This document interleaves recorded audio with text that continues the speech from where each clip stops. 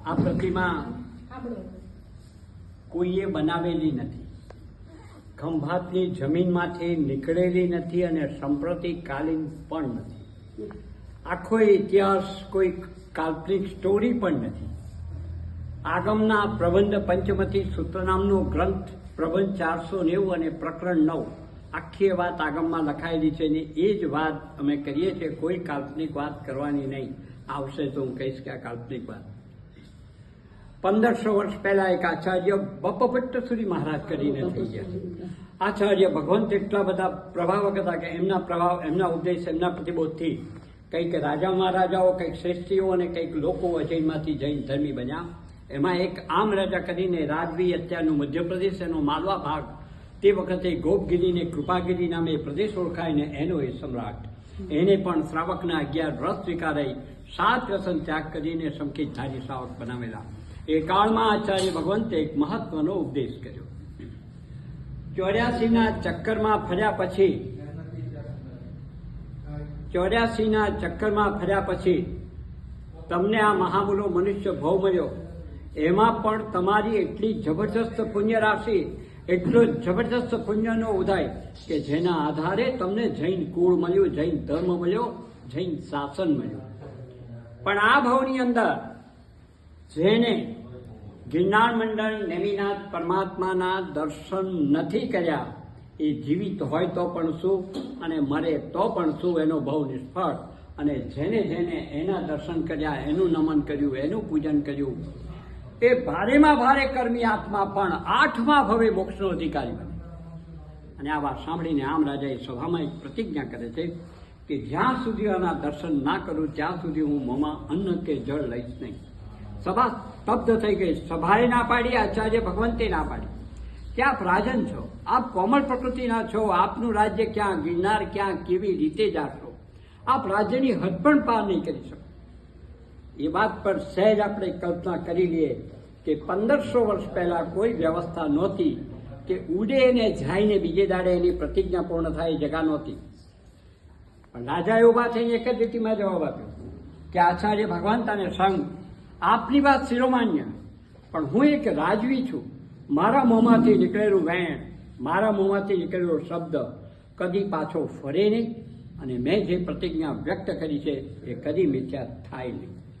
આખરે ત્યાંથી એક વિશાળ પાયદળ, હવે આ પાયદળ શબ્દ 20,000 શાવક પરિવાર, 1 લાખ સૈન્ય, 1 લાખ હાથી, ઘોડા, ઊંટ, બળદ, આખો રસાલો લઈને નીકળે છે.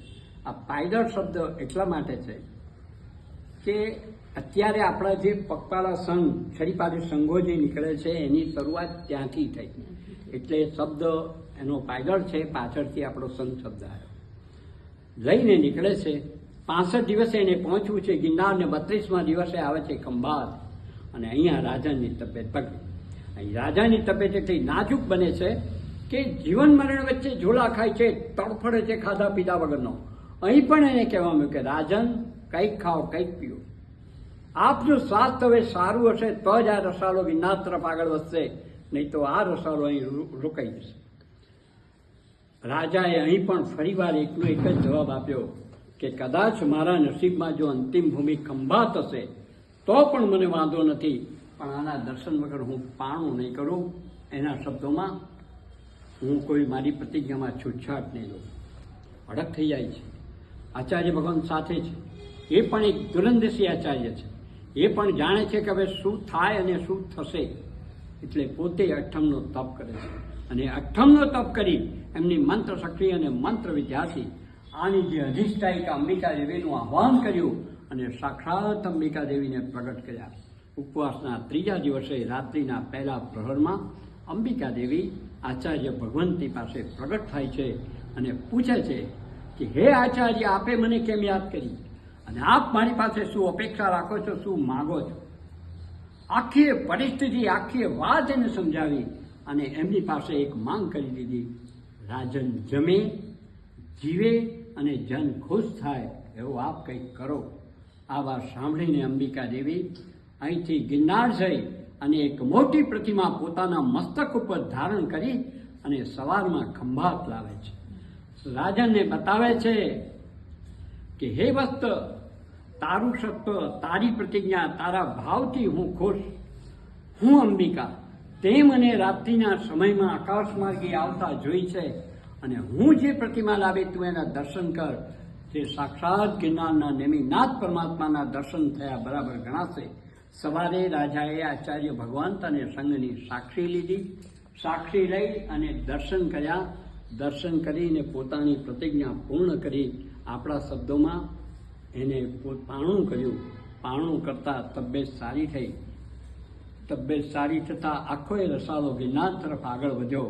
પણ અંબિકા દેવી 1500 વર્ષ પહેલાં જે પ્રતિમા આ શહેરમાં લાવીને રાજા સમક્ષ, રંગ સમક્ષ અને લોકો સમક્ષ જે પ્રગટ કરી, એ આજે પણ આ ભૂમિમાં પૂજાય છે નેમિનાથ પરમાત્મા.